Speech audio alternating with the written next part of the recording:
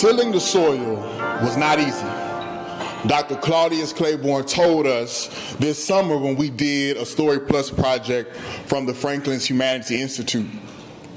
Now, somewhere along the way, I messed up his words and said toiling the soil was not easy.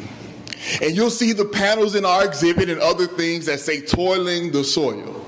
And so in my mistake, I had to rush to figure out what toil actually meant. Because I like it, this is going to be a big mistake.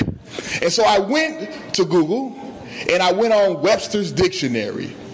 And Google and Webster told me that the definition of toil is long, strenuous, fatiguing labor, laborious effort, to work hard and long, and to get or accomplish with great effort. I said to myself, well, maybe this wasn't a mistake. Because Dr. Claiborne, being the first black student athlete at Duke, he toiled. He toiled this soil, which has yielded tremendous results. 5 NCAA men's basketball championships, all with black players. C.B. Claiborne toiled this soil. He was the first, but most certainly was not the last. Who other stories are we waiting to tell? What about Sigrid Taylor? From what we can tell, was the first black woman to be a member of Duke's women's basketball team. So tonight, as we listen to Dr. Claiborne, I want to leave you with a challenge. Whose stories are we yet to tell? And how can we do them?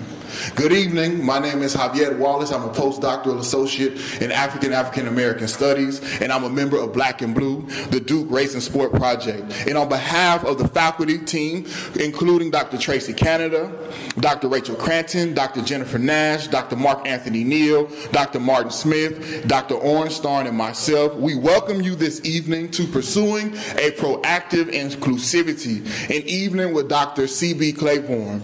We are happy to welcome Dr. Claiborne, his family, his wife, Mrs. Claiborne, and friends.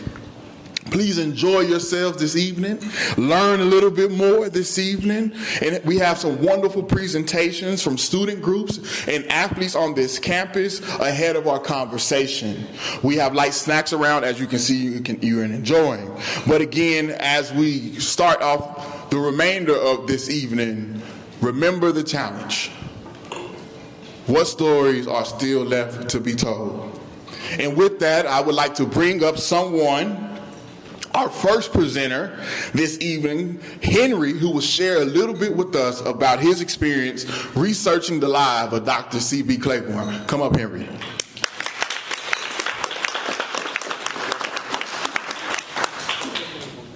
Thank you. Yes, sir.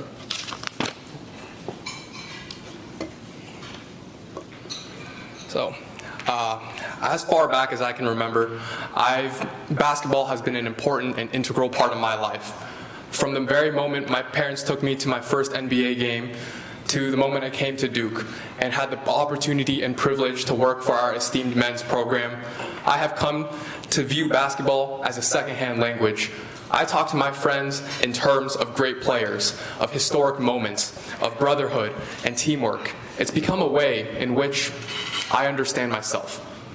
So when Dr. Wallace and the Story Plus program said that they were looking for student researchers who could help unearth the story of Dr. Claudius Claiborne, the first ever black student athlete in Duke's history, I was more than just excited to join. I mean, I love basketball and I love history. And even then, I prided myself on knowing a little bit about the history of activism within sports. And I thought that I would spend my time digging into the archives and watching old games and reading old newspapers, and sure enough, we did do that. But the scope of Dr. Wallace's project was far beyond that, because we went and looked way past Durham to Danville, Virginia. We looked way past just Dr. Claiborne's story and looked at narratives that ran parallel to that and intersected with it. For example, we learned about innovators in the game, like John B. McClendon and Big House Gaines, who are legendary and innovative coaches at, respectively, North Carolina Central and Winston-Salem State. we learned about Stephen Slade, an enslaved man in the 1850s who's credited with the discovery of bright leaf tobacco. And what we found time and time again within these narratives was that these black men and women, their stories, their contributions, had somehow been forgotten.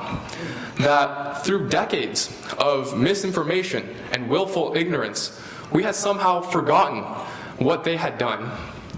So how did we go upon unearthing those narratives? How did we go upon finding the truth?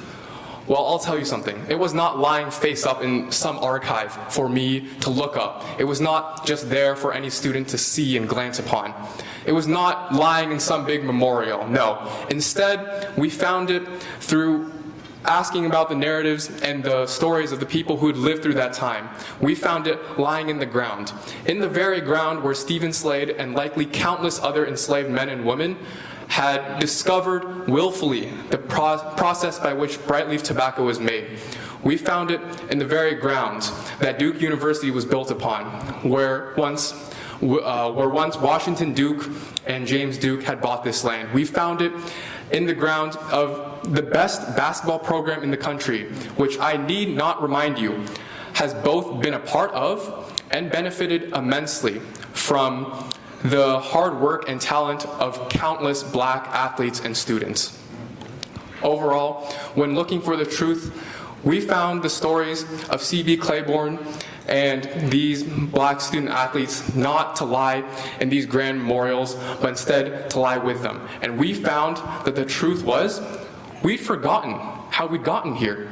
We'd forgotten how we'd gotten from there, all the way to here, to these lush green grounds of Duke University, to the greatest basketball program on the face of the earth. So when we come here today, we look to the purpose of our Story Plus program, and we look to find the truth.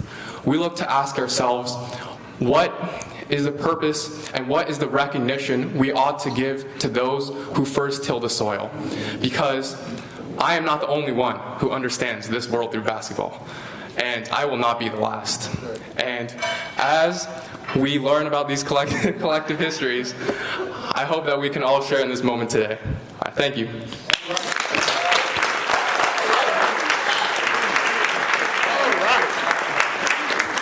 Hey, he blew me away. That's how we were doing all that. Yeah. I was like, oh, we did a lot. Good.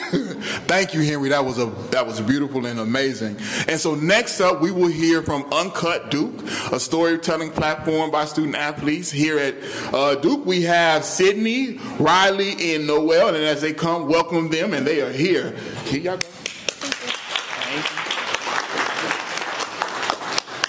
Good evening. My name is Riley Katstra, and I'm the President and Director of Operations at UNCUT Duke, and I'm also a junior here at Duke.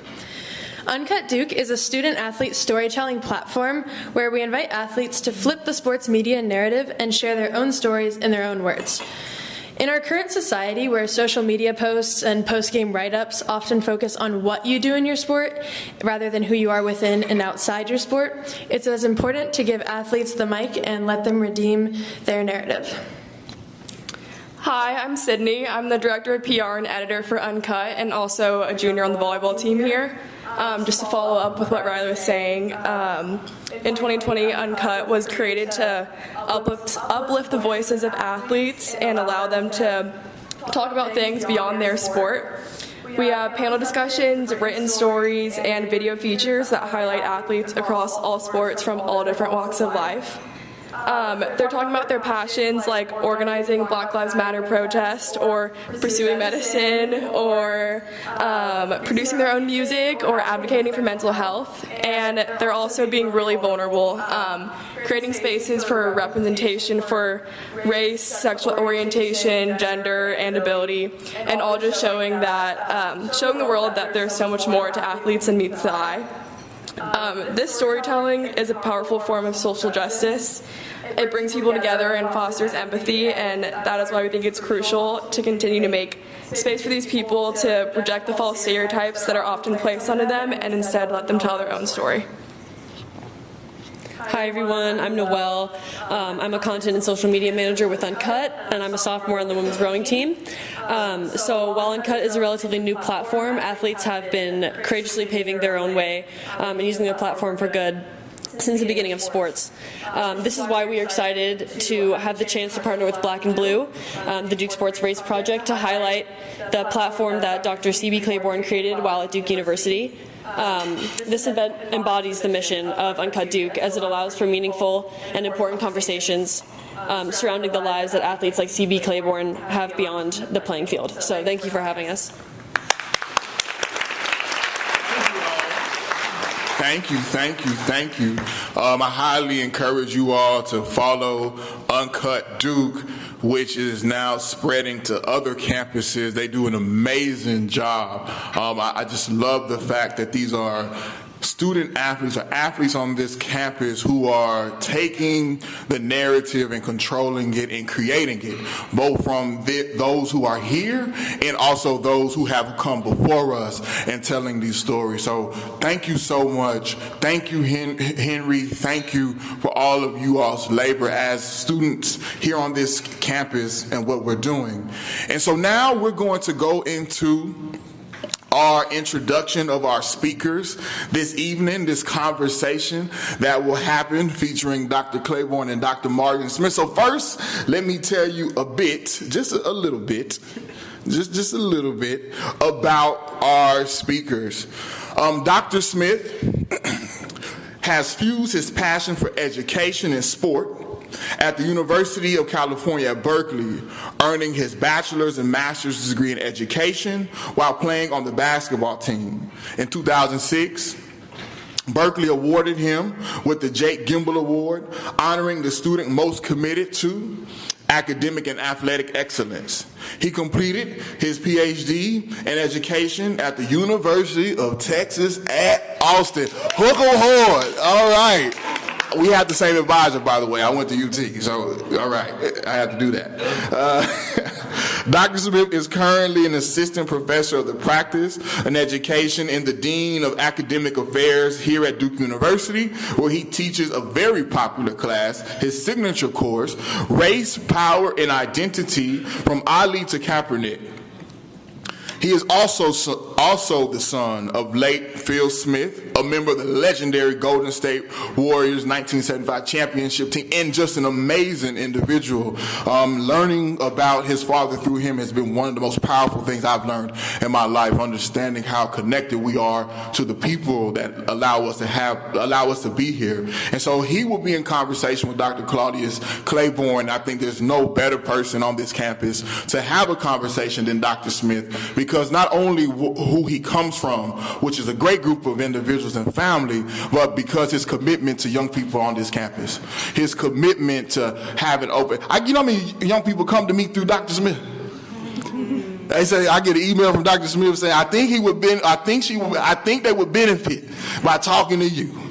I said, well, y'all just talk to him? And they always tell me how amazing Dr. Smith is, and I think he deserves to be recognized, and he is an amazing person in his own right.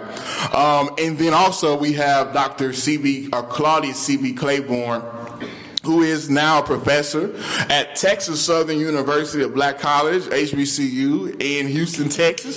Shout out HBCU, yeah, right? I went to Florida A&M University, did my bachelor's and master's there. I know we have some Eagles in the house from North Carolina's Eagle Pride. I see it, and we heard from Henry that this story is one that has to have HBCUs in it.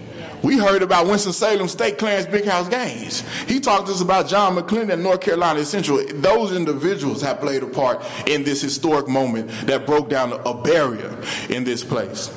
So we have to do that. Dr. Claiborne holds a bachelor's degree in mechanical engineering from Duke University. He has worked at Westinghouse, Ford, Duke Power, and two consulting firms, Charles T. Main and Booz Allen. Dr. Claiborne has advanced degrees in engineering and business from both Dartmouth and Washington University in St. Louis, and a PhD in marketing from Virginia Polytech Institute. Dr. Claiborne has published widely in many different journals. He has been recognized as an Apple Distinguished Educator, a Fulbright Scholar, a Coors Intimate Scholar, and in addition to being a widely published and award-winning scholar and teacher, he's an accomplished photographer, and more than all that, he is a wonderful person.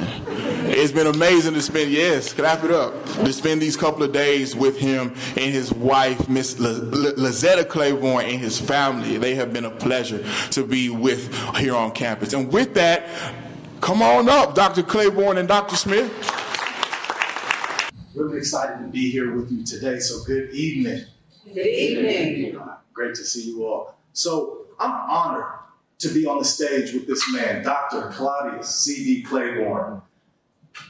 It's an honor to sit here with you, but also to have the privilege to recognize the sacrifices that you made and your tremendous commitment to Duke University and the things that you brought to not only Duke University, Trinity College, Pratt, as well as the Black community.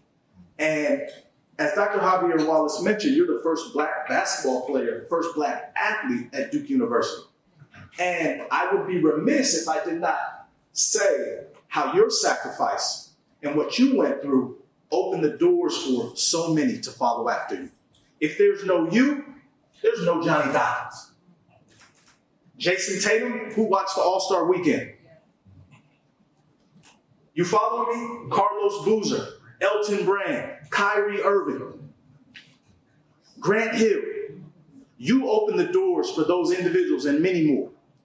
In addition to those individuals, if I think about faculty and staff, because of your sacrifices and your protests, which we will mention, we will discuss, many of us would not be here. I would not be sitting here in front of you as a professor of the practice or as a dean of academic affairs if it wasn't for this man's sacrifices.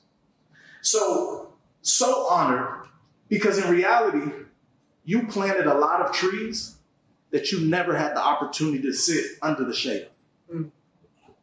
And as I've spoken with you and talked to Javier about the conversations you've had, that you all have had, I believe you would do it again.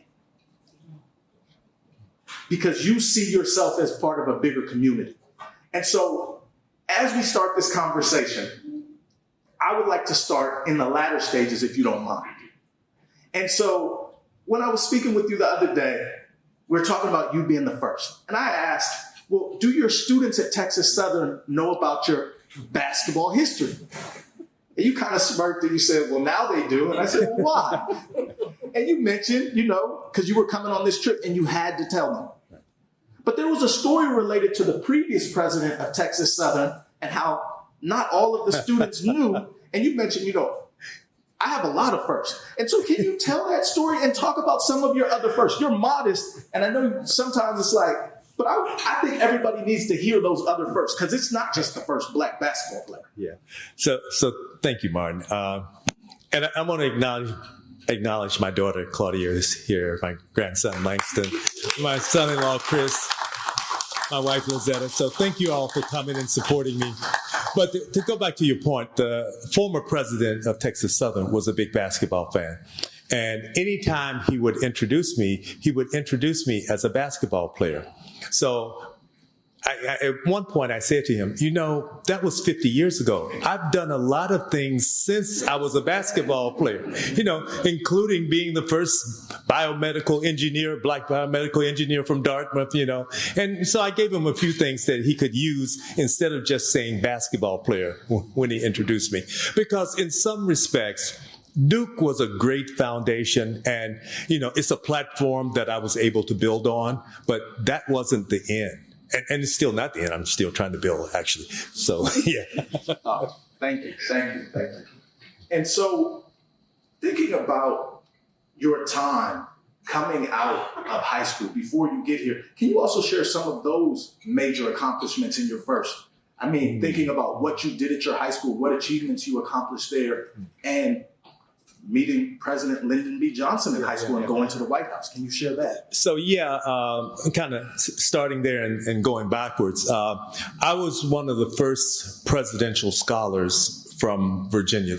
The Presidential Scholars Program started, I think, in about 1963, and they choose 2 scholars from each state. So in 1965, I was one of the 2 presidential scholars selected from Virginia. So I got to go to the White House and got to meet President Johnson. And for me, there's a picture somewhere. I went to the Johnson Archives in Austin once.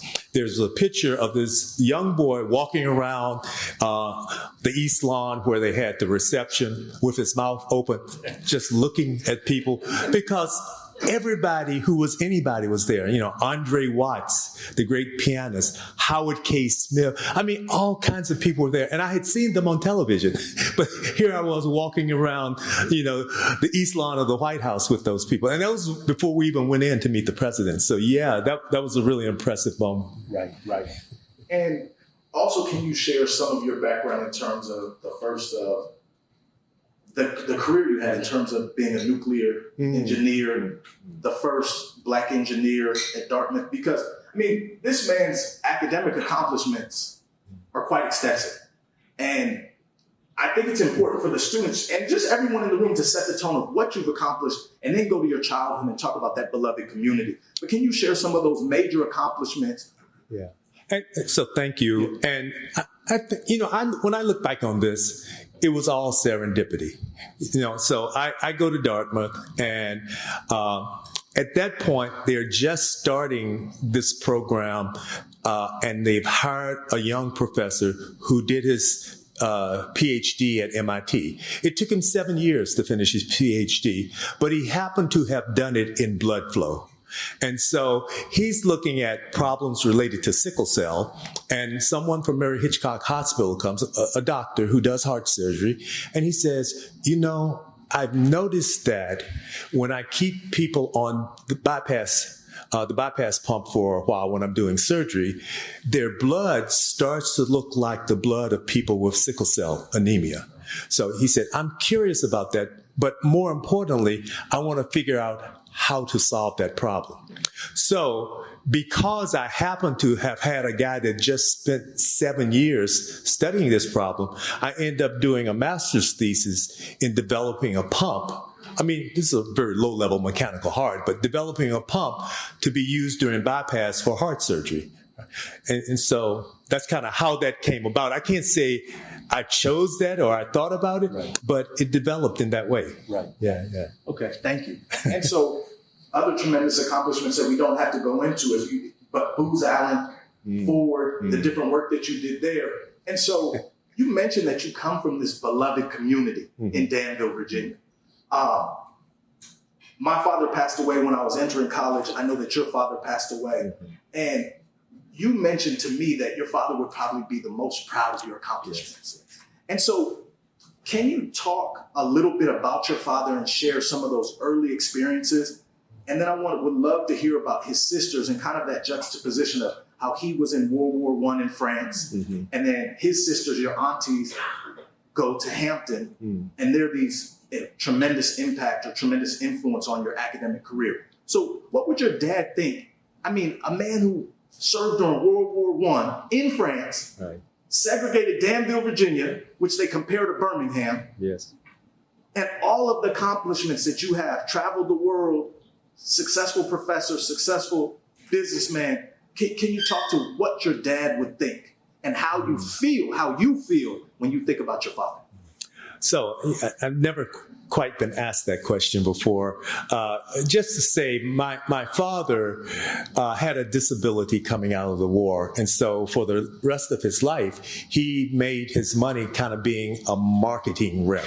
You know, he would go around to all the businesses and sell them pencils with their names on them or fans with their name, you know, so kind of things that they gave out to support their marketing efforts. But when I was small, he would always take me with him. So I got to meet all the Black business people in town, and they called my father Pap. And so they always called me Little Pap. And so I was kind of known around town before, you know, I even knew what town was. I could go get a haircut, right? And they say, oh, there's Little Pap, you know. But my father was also the manager of the American Legion in Danville. And every Saturday night, they would have a dance at the American Legion.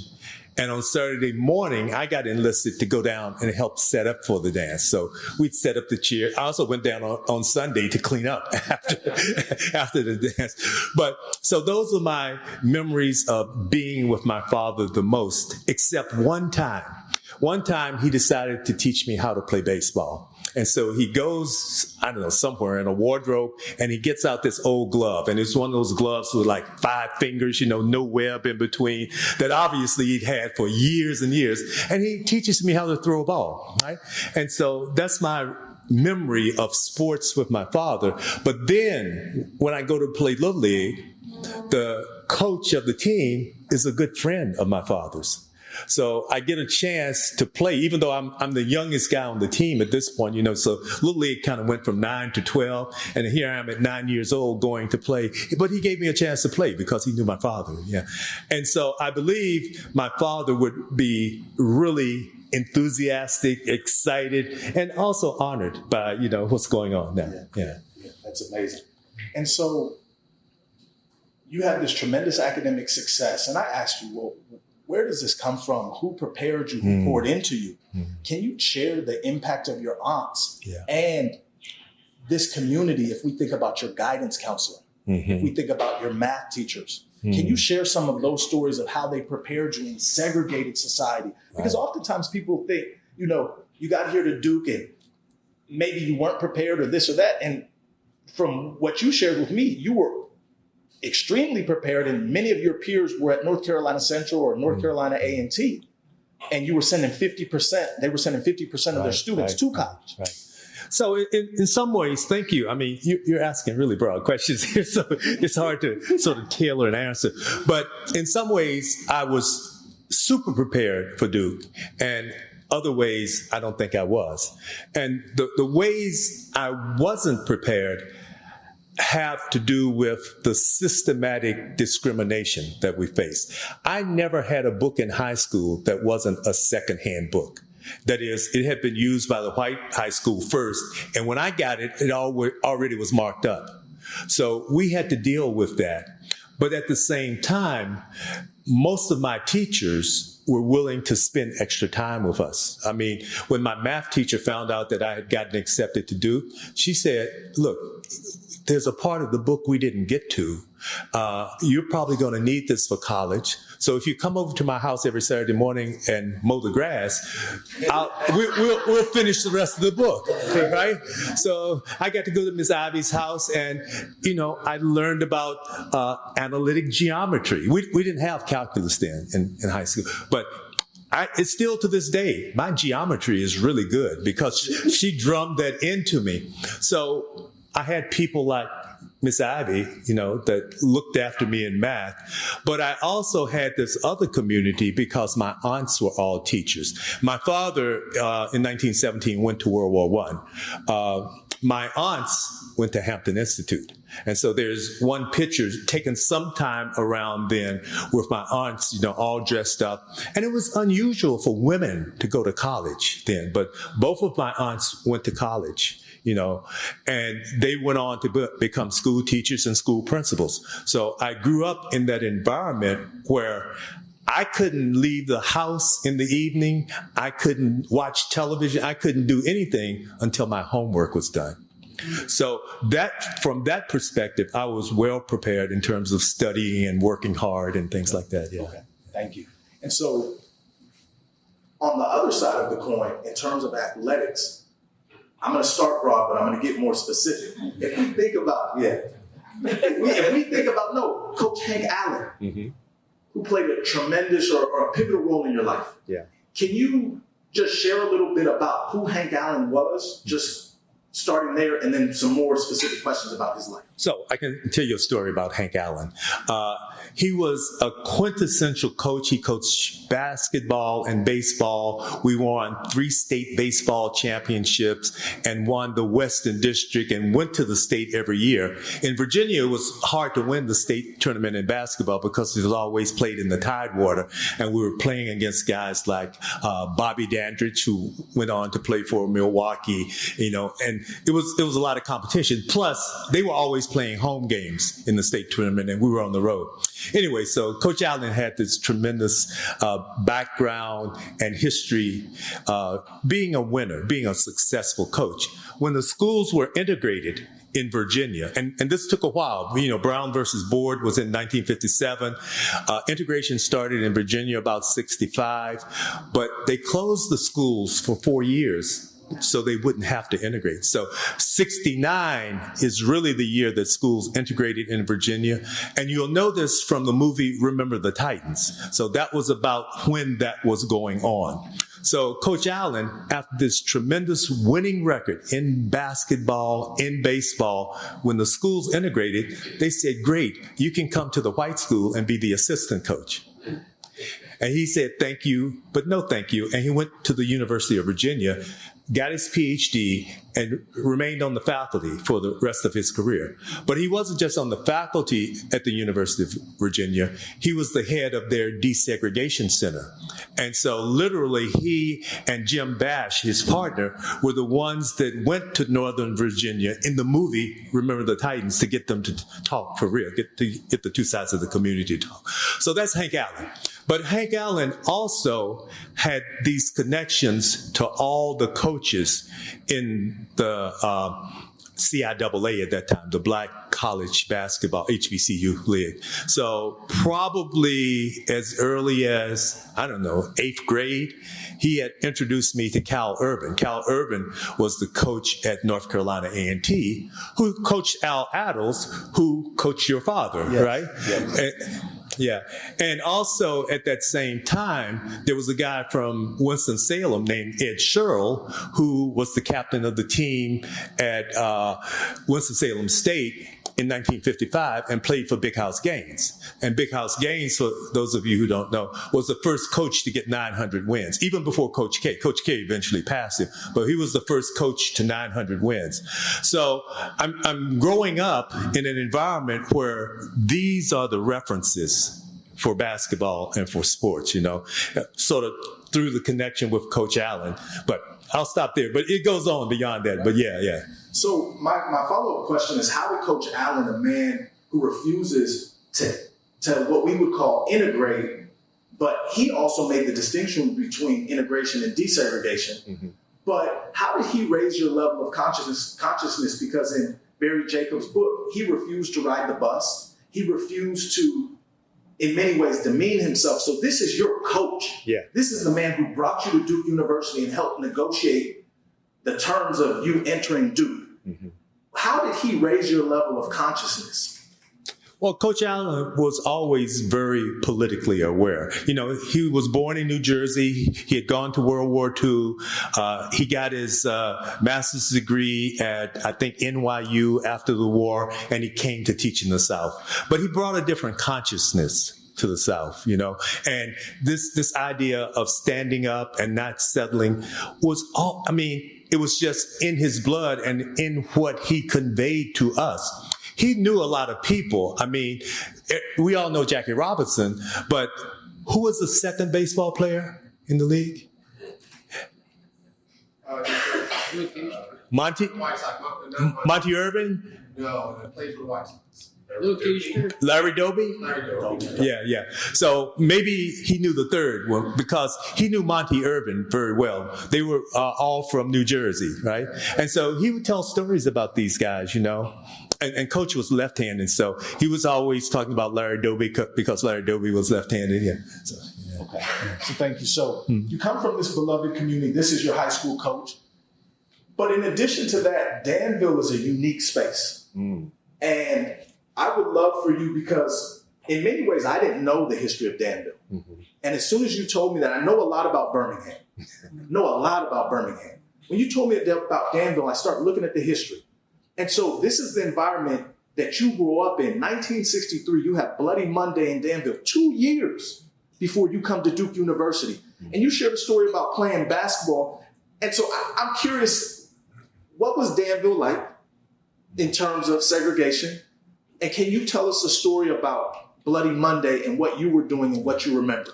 So Danville prides itself, it actually still does, on being the last capital of the Confederacy. So when Jefferson Davis was retreating, the last place he stopped before he surrendered at Appomattox was in Danville. So he spent that night in Danville and then got on the train, that runs sort of parallel to Highway 29 to flee the next day and ended up being caught in Appomattox. And so the building that's literally the last capital of the Confederacy is on Main Street, what we call Main Street. I lived on Harbrook Street. So the intersection of Main and Harbrook is where that is. And I grew up 5 blocks down Harbrook Street from this last capital of the Confederacy. But in our day, that was eventually that became the public library. But in our day, we couldn't go in it. There was a separate library for Black folks, which was built about 2 blocks from where I grew up. So if I could have gone the other 3 blocks, maybe I would have wanted to go to the public library, but I settled for the public library in the Black community, which was great. And let me, sort of deviate from your question for a minute.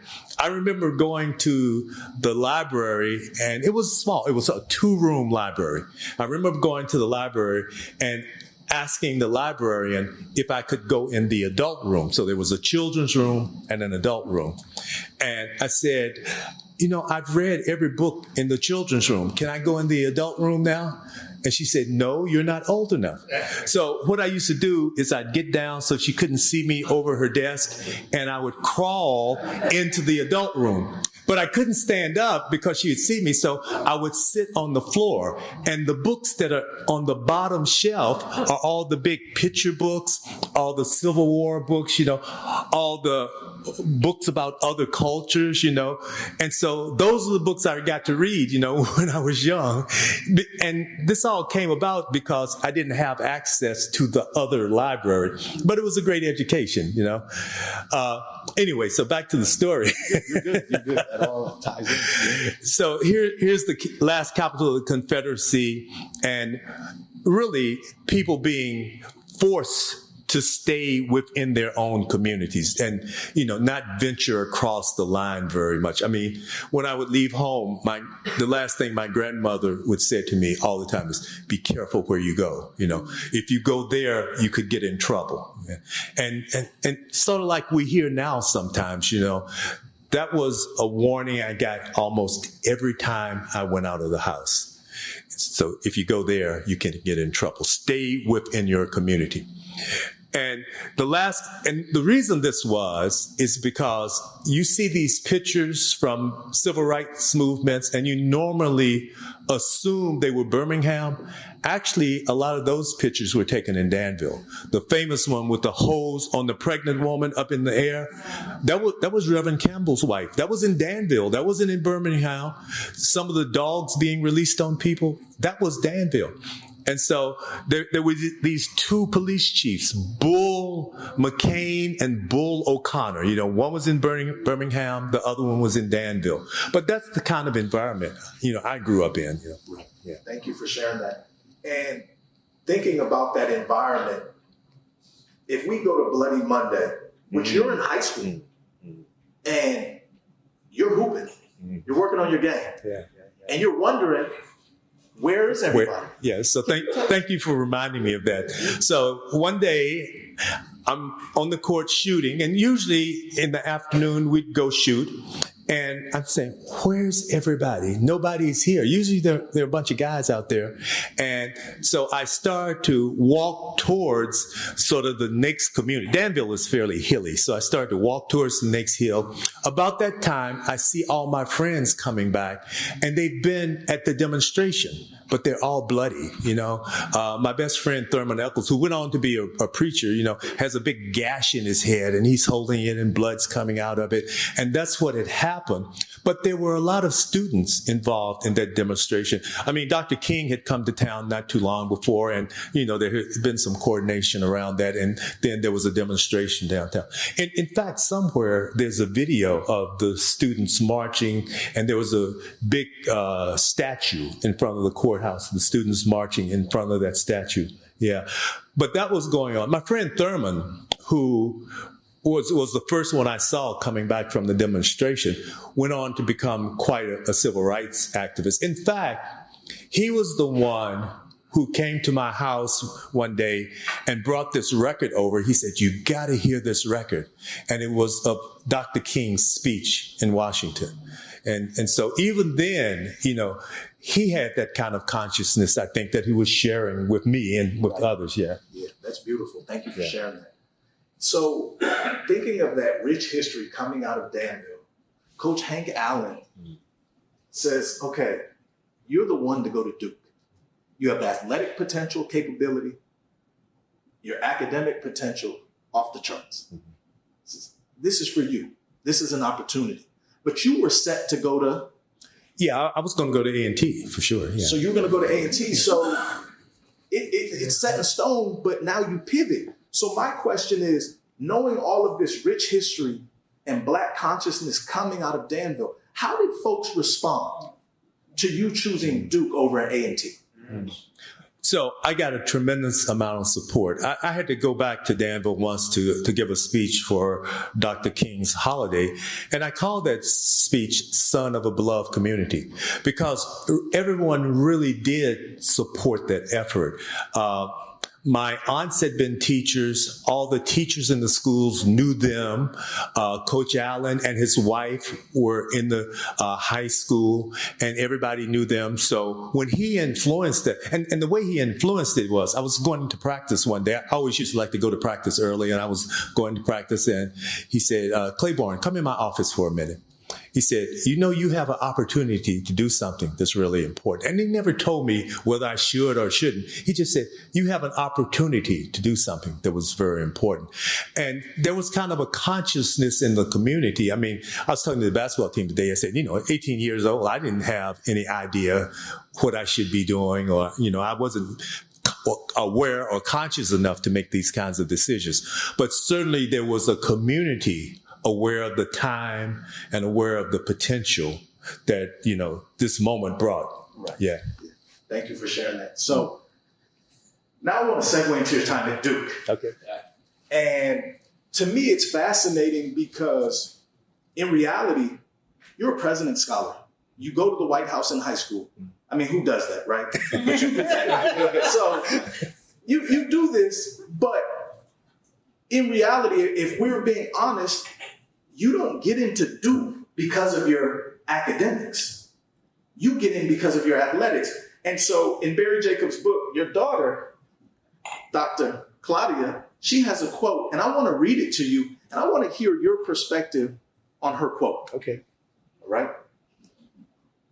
"We keep hearing about affirmative action and Black people getting whatever, getting stuff because they're Black, not because they deserve it," says Claudia, a physician who attended Yale University and the Virginia Commonwealth University School of Medicine.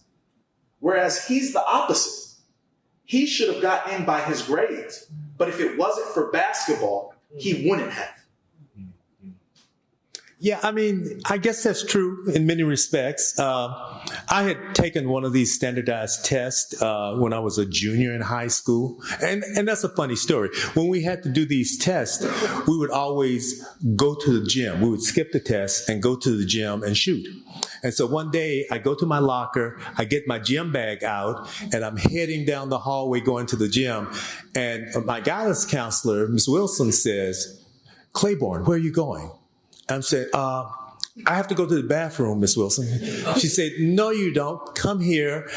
You have to go in and take this test." And I said, "I don't have a pencil." She had this pencil in her hair. She reached in, she gave me, "Now you have a pencil. Go take the test."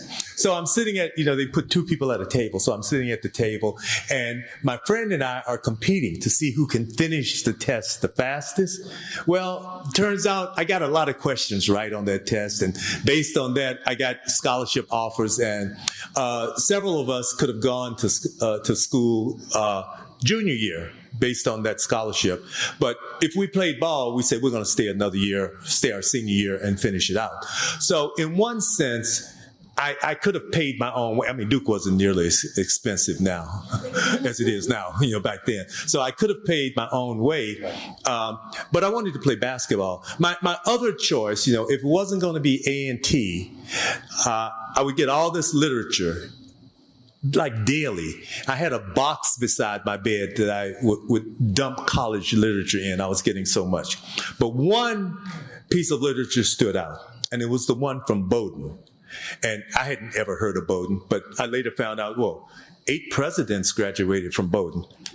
And, it looked, it was on linen. The cover was linen. It was just a well-done college brochure. But they didn't have a basketball team. So even though that was a possibility and some other schools were a possibility, I wanted to play ball. And so that's how I ended up at Duke. Yeah. Okay, thank you.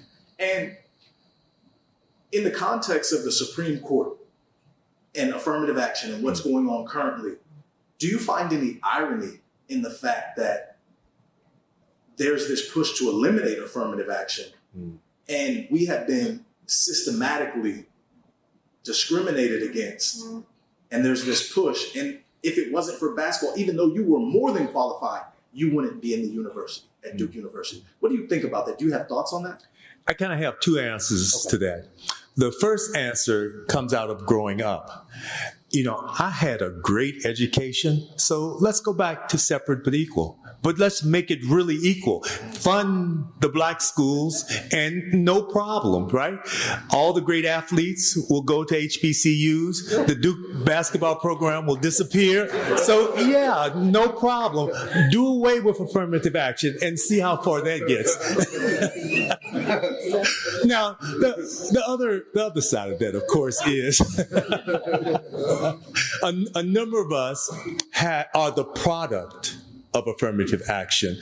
And I think going forward, you don't want to do away with it. You want to enhance it, This is a way not just to make black people equal or give black people opportunities, but to give everybody an opportunity, which is now, so Dr. King, when he marched, we talk about civil rights and things like that, but actually it's about economic rights. When he was killed in Memphis, they were marching for the, sanitation workers, right?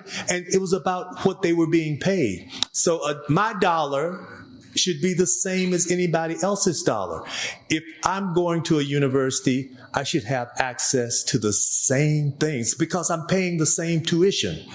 My dollar should get me into the same hotels or get me into the same service. So when we talk about affirmative action, it's not like it's a gift or anything like that. I just want what I deserve. Yeah. Thank you. Great answer.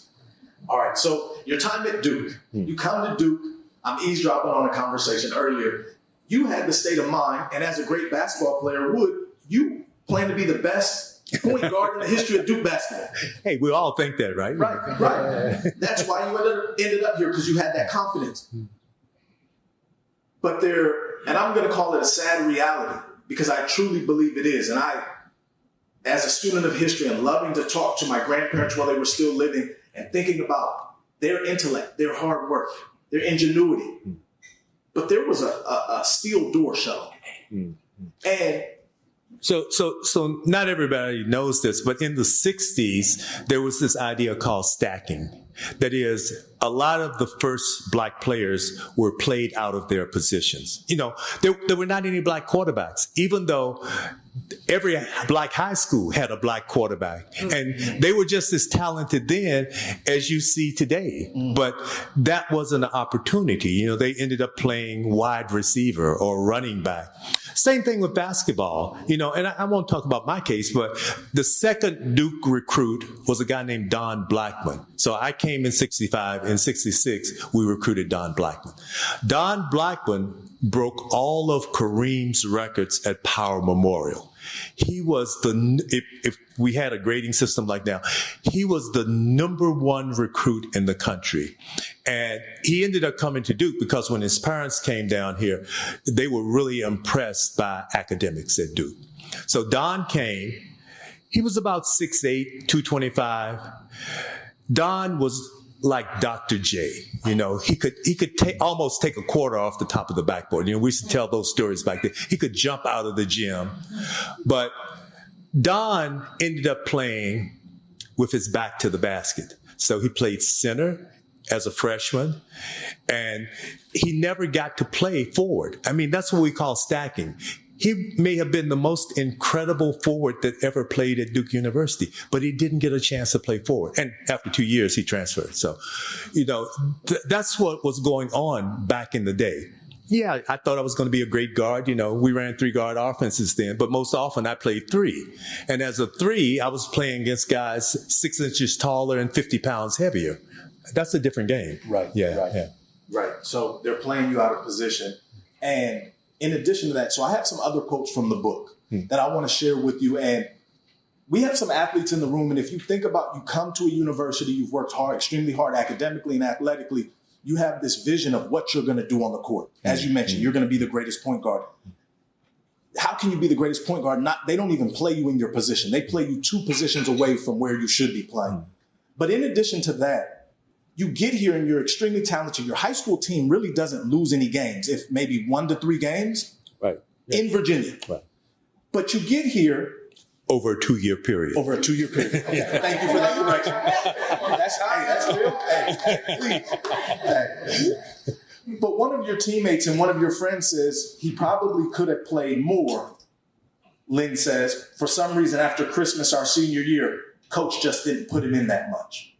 I'm going to share a couple other quotes related to your playing time. And I really want to know, what did that feel like? Because, I'm sure it was somewhat painful, but there are other athletes in the room who I think can learn so much from your story and how you've moved forward and how you dealt with some of this turmoil.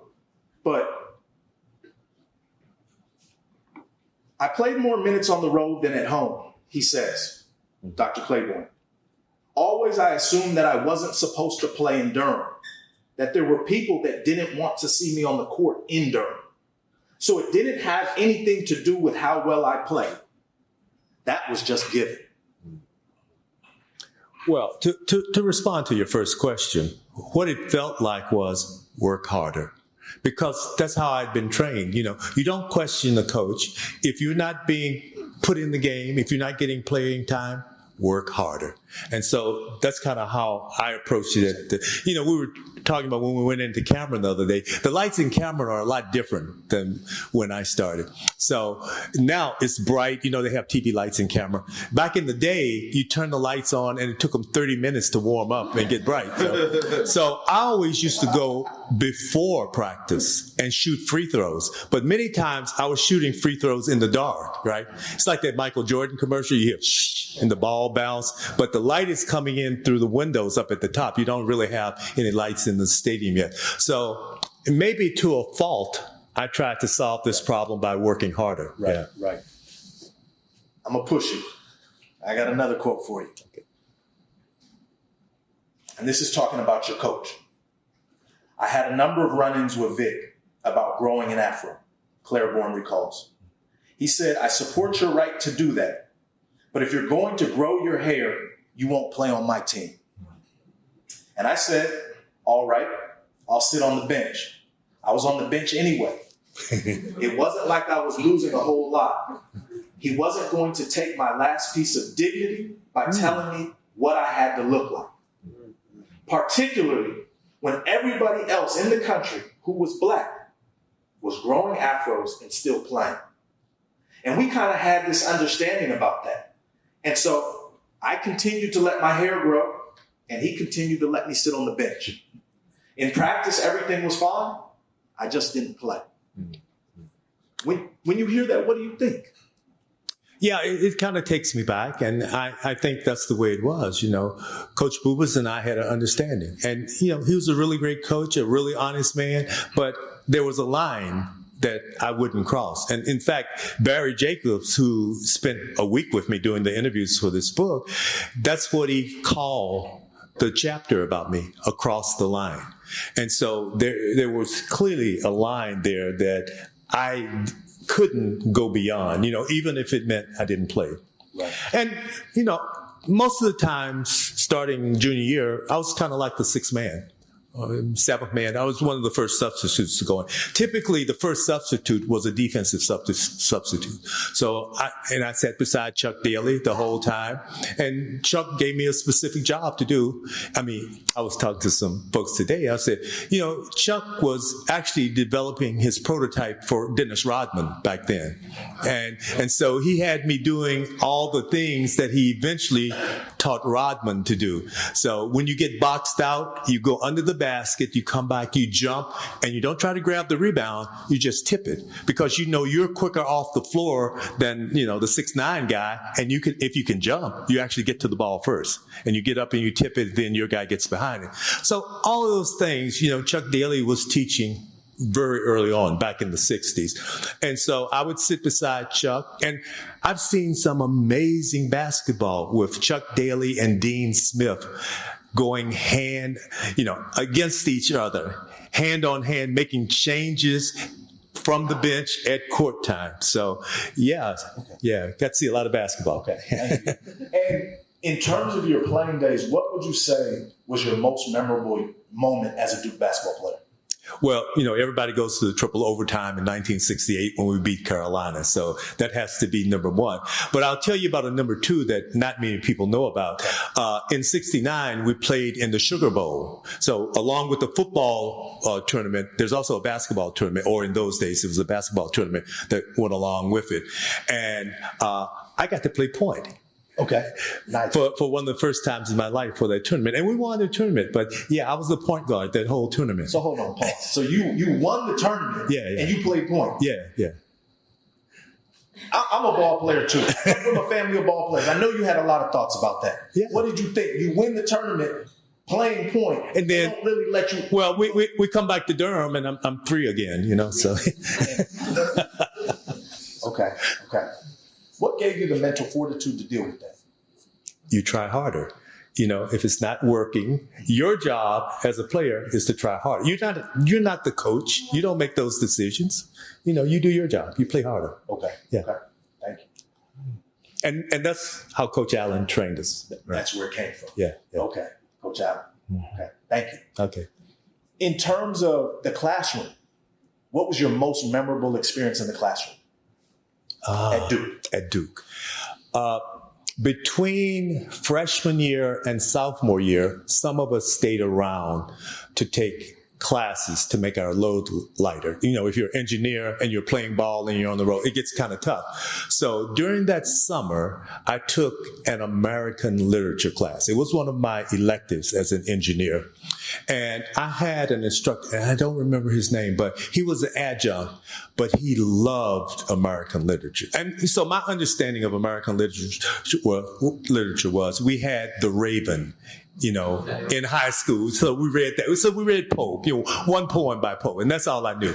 But he opened my eyes to Melville, and we talked about Hawthorne, and we talked about Emerson, Walt Whitman. And so he just developed in me a love of American literature that, is still with me today, that I have built on since then. But he also influenced me, when you think about the transcendentalists and you think about these ideas about individualism and freedom, I mean, you can't not think about those after you've read them. So, yeah. Right.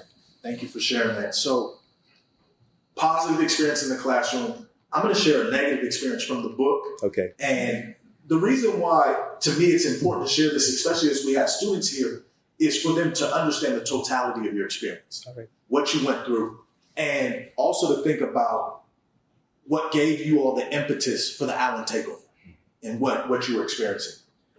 The professors were generally okay, said Josie Nolan, who married Claiborne when both were undergraduates. Except you get comments like, you write really well, you speak English well, you go, well, yeah, it's my native tongue. But there were other situations. During Claiborne's freshman year, all 4 African-American males at Duke were aspiring engineers. After one engineering class, 3 of them inquired together about their coursework. Something came up where we said, we're trying to get clarification because we want to get an A on the assignment, Claiborne recalls. And I'll never forget it. This guy who was an old professor that had been there for some time, he said, "Don't worry about it. You won't get an A." He didn't know any of us. We'd asked a question about what the homework assignment was. That was my introduction to racism at Duke. Just a priori, you won't do well in this course. Why is that? We all looked at each other because we all came from strong academic backgrounds. We were expecting to do well. Yeah. And so I'm curious, what did you feel in that moment, and what do you think, looking back, hindsight is 2020? Well, I was a little confused. I mean, so Mike Whitted and Alan Shelton and I had all been valedictorians of our class. We didn't know anything but A's, so we were just asking the normal question. And the guy said, just a priori, you're not going to get an A in this class. And so I didn't understand. I didn't know, you know. So looking back, I'm not sure. I mean, today, I have more of a sense of organizing and protesting. I think we would have put up, we would have done something to try to put up more resistance to that thought. Not that we could have changed him in that moment, but, I would have said something else. I know that. Was he right? Was he right? Did anybody make an A? We did not. We did not get A's in that class. I'm trying to, this was a freshman class in the engineering program. It was not the toughest class I took at Duke, right? We didn't get A's, and I don't exactly remember what we got, but we should have done better. Yeah, we should have done better. Yeah. So it's somewhat of a natural segue, because you mentioned you might have protested, you should have protested. But I really want to hear about the Allen takeover in your perspective, and what occurred, what you were protesting, and what were the demands. But before I give you an opportunity to answer the question, I want to set the tone. This is important for me. What year is this? 69. 69. So think about this, folks. You've got a president who's killed in 63.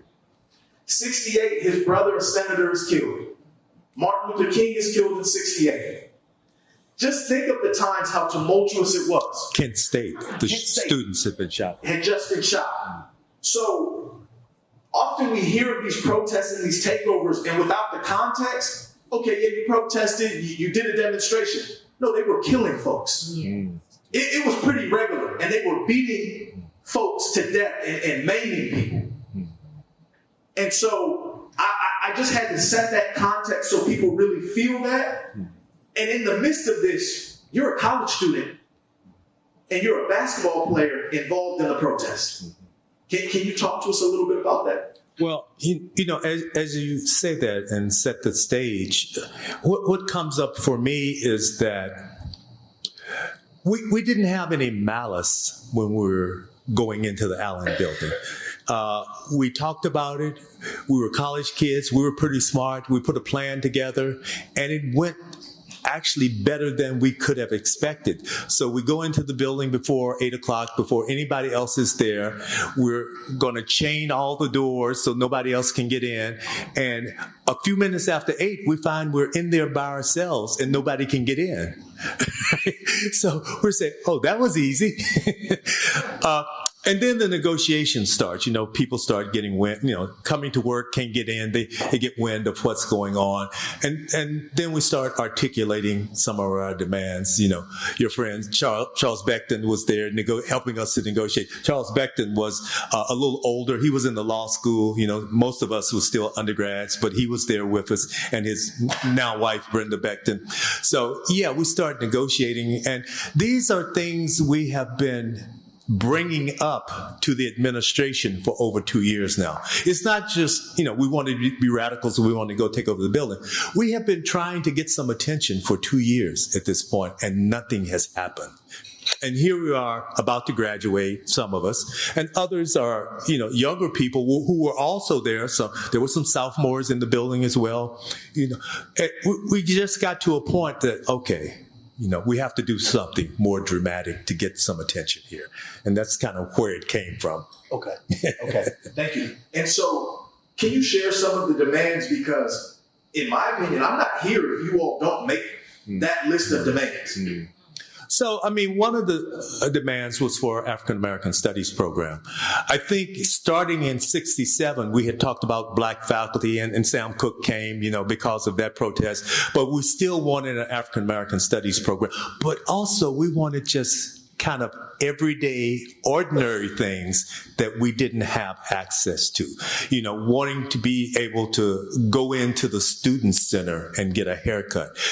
We were very much connected to the black workers on campus. In fact, they had become our good friends and supporters. And, I was always here over the holidays because we had basketball practice, for example, and Thanksgiving.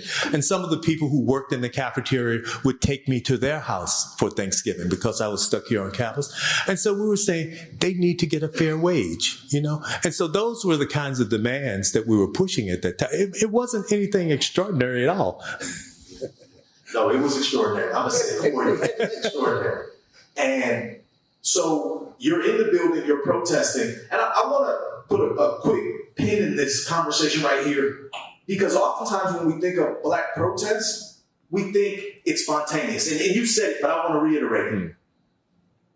It wasn't spontaneous. It was planned. It was organized. It was in the newspaper. You had met with administrators. And I like to say it's a planned ignition rather than a spontaneous combustion. Yeah. And you all are prepared, you're doing all the right things, but nobody's listening, so you take more extreme measures. Now, you're in the building, and somebody comes and warns y'all and says they're preparing to do what? And what? I mean, these students need to hear this, especially from you, a living legend. What are they coming in to do, and what kind of weapons do they have? Well, there was a community organizer from Durham who had been helping us do the planning and thinking. And so somehow he had gone into the psych building, which is next door to Allen, gone up to the top floor, gone out a back window, come across the roof, and come down in Allen building. And he said, look, there's a group amassing outside, and I'm not sure whether it was Durham Police or the National Guard. He said it was the Guard. They have rifles with fixed bayonets on them. They have shields. I think you all ought to get out of here because, it looks pretty serious at this point. So as much as it was organized the whole day, it's kind of vague what happened then. And I didn't realize this until after we had the 2019 commemorative ceremony for the Allen Building takeover, that we all got out different ways. So I followed Howard out and went back up to the third floor and across the roof and came down, through psychology. And I was actually standing at the back of the crowd when they broke into the building, and when watching through the window what was happening inside. And I hear that everybody else went out all kinds of other ways, but yeah, that's how that chapter ended. And there was tear gas, innocent students who were not a part of this, who were not aware of what was going on, actually ended up being beaten, getting tear gas. They were walking back from the medical school. They didn't know it was a demonstration, and they just got caught up because there was a certain fervor, let me say, generated when we weren't in the building and nobody could be found. So it spilled back out into the crowd who had come to watch. Yeah. And I wonder, and I want to ask you this: what do you think? Did you ever think about what would have happened? Because they beat up students who weren't a part of the protest. Yeah. What would they have done if they would have caught y'all in that building? Yeah, I mean, it would have been bad, I'm sure. Yeah. So, just to put it in perspective, her mother, who was there, had written a letter to Claudia's grandmother, is saying, well, yeah, it was one of those letters, It was that serious. Yeah. Thank you.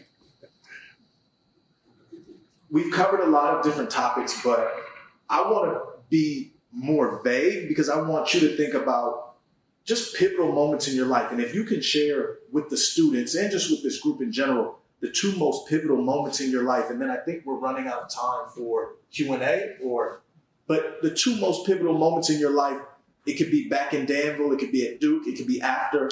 Just curious where you would take the conversation. So that's a really broad question. It is. So let me give you two moments. I'm not sure these are the most pivotal, but they are definitely pivotal moments, and they're kind of random. Starting in '66, we played UCLA 2 games every year, and we always played 2 and 2. So they would come here for 2 games, then the next year we'd go to the West Coast for 2 games. One of the most impressive things that I ever saw was the first time we walked into Pauley Pavilion. Pauley Pavilion had 6 full basketball courts inside. I mean, it was as bright as Cameron is now in terms of light. Coach Wooden was there with the program rolled up in his hand. I mean, it was literally like I had gone to Hollywood. It was really impressive. So that's one thing I always remember from my time at Duke. And the second thing I remember that actually has nothing to do with Duke, I can remember when I was at Dartmouth, literally spending 16 hours a day in the lab working on this pump. And I remember the day when I finally figured it out. Oh, if I don't want to damage the cells, I need to have a bigger tube. Because, I mean, it was so obvious. The tube was getting squeezed down and it was damaging the cells. So I said, what if I doubled the volume of the tube? And I don't know why anybody hadn't thought of that before. So I just doubled the volume of the tube. And to get the pressure up, rather than having 1 roller, I had 3 rollers. And so didn't squeeze as much, but still pushing as much blood ahead of it. Thank you. Okay. So I want to ask this last question before I open it up for the audience. Positivity. Mm-hmm. You're extremely positive.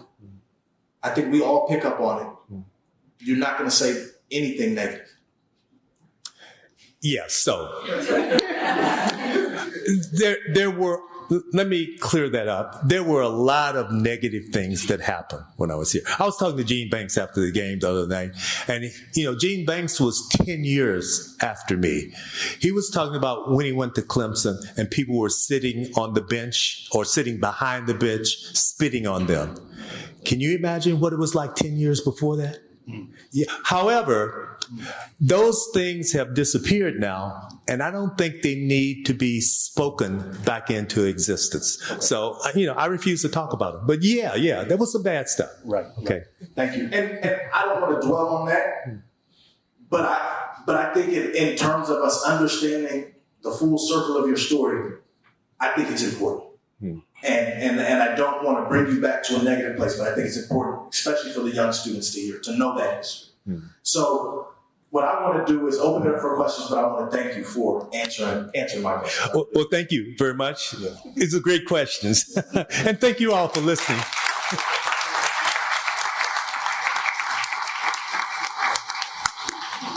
All right, we thank y'all so much, and it's not over yet. We would like to invite United Black Athletes, a black student athlete-led organization on this campus, up at this time to share a couple of words and also present you with a token of our appreciation of what you've done since arriving before arriving to this campus and the community that helped produce you and produce your way of thinking and interacting. So when you got here and you had to endure the things that I agree we don't need to speak into existence. We need to understand them, but some of those things were too ugly.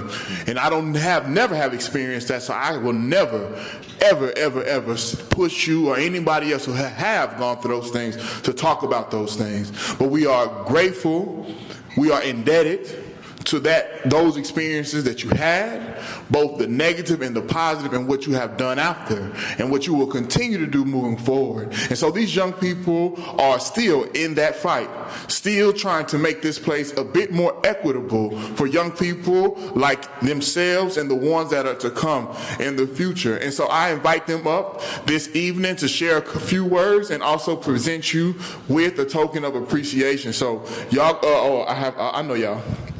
Kenzie, Kiara, Dwayne, Joe.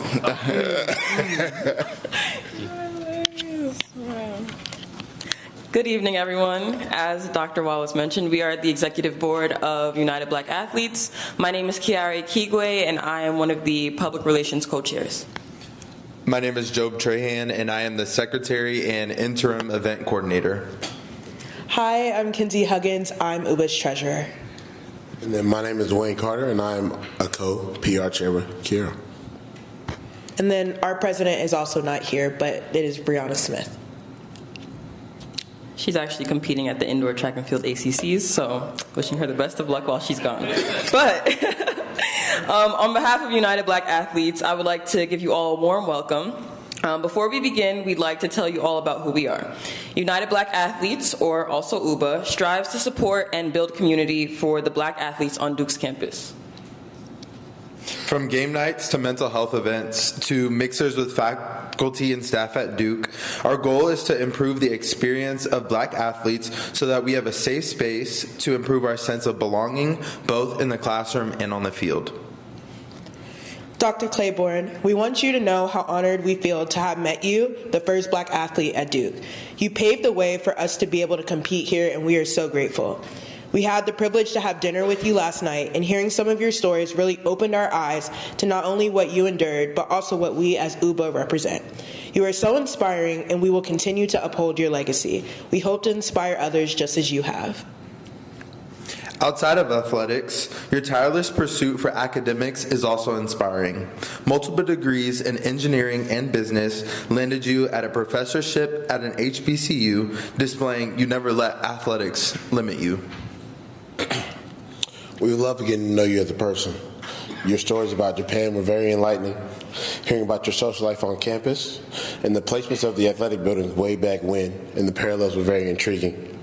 And most of all, how throughout all of our conversations and the interviews and the picture taking and a couple of the random people who came up and were very, very delighted to meet you, you never once weren't smiling.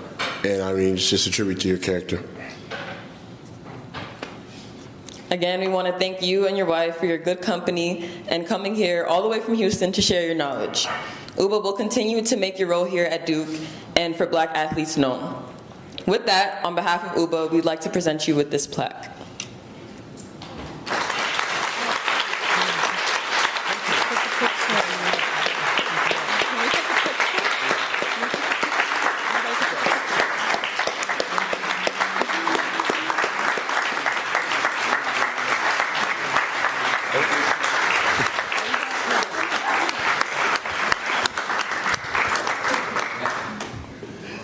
We also would like to extend another token of appreciation to Mrs. Lizetta Claiborne, who we have had the opportunity and absolute pleasure to spend these last couple of days with as well. She has been somebody who has pushed the conversation further every time we've been in a space. She has pushed the conversation. She has made sure that Dr. Claiborne, her husband, looks sharp on camera, would not let the microphone pull down his collar without her coming to fix it in the interim. She has made sure that he has talked and added every part of the story that he refused to let out or maybe forgot. But she makes sure that he did it. She accompanied him this entire time. It's been a pleasure. It's been a joy. And you deserve to be recognized because you have played a huge role in this experience these couple days. And I know he appreciates you, and we appreciate you for what you've done for us over these last couple of days. I promise you, you have pushed us and pushed him to share his gift and all of his things with the world. And so with that, Kiara, is a small token of appreciation from you, from us to you. And thank you. Thank you. Thank you. Thank you. Thank you.